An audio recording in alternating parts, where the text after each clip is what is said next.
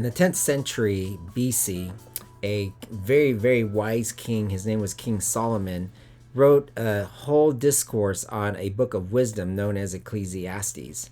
Hi, everyone. I'm Pastor Ed Anderson, and today we are going to continue in our journey looking at the 12 most important Bible texts that your children and you should know. Now, in the past 6 weeks, we have taken a look at these particular texts here, and today we are going to look at Ecclesiastes chapter 7, verse 21 through 22. Now, I'm going to be using a different version of the Bible because, boy, I tell you, this really conveys really well what this text actually has to say. I typically like using King James Version or New King James Version. Occasionally, I'll use the Amplified Bible or the New International Version, different versions, but this one is really an amazing version, the Message Bible. And here's what it says. Don't eavesdrop on the conversation of others. Okay, now just think about that. You know, how many times have we accidentally heard someone speaking and all of a sudden we form conclusions in our head? Or someone heard us talking to someone and they formed conclusions.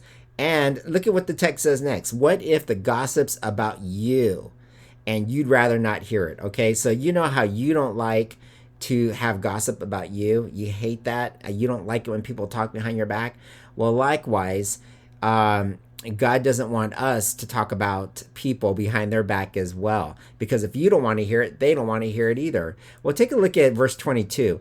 You've done that a few times. Okay, so we've all done this, haven't you? Said things behind someone's back you wouldn't say to his face. Now, this verse may not be one of the most well-known verses. I mean, it's not in the top 50 verses of a pastor or someone, but this is an essential text for your kids and for yourself. And that is here's the reason why. It's perfect for adolescents and for people today who are dealing with gossip. This is one of the big issues in social media with bullying. All these things that we're experiencing in our society today is because people like to talk about other people. People place value on themselves because of what other people actually say. In social media, how many likes do you have? How many people view your video? Okay, it's this thing about fame and popularity, and it digs all the way down to how people perceive you. And on the negative side of this coin is the gossip side. All right, so this verse, even though it's not very popular, is one of the most, and not one of the most well-known, it is actually perfect for individuals today who deal with these kinds of issues. The Bible hits the nail on the head when it reminds us that we're good at dishing out the criticism, but we don't like to take it ourselves.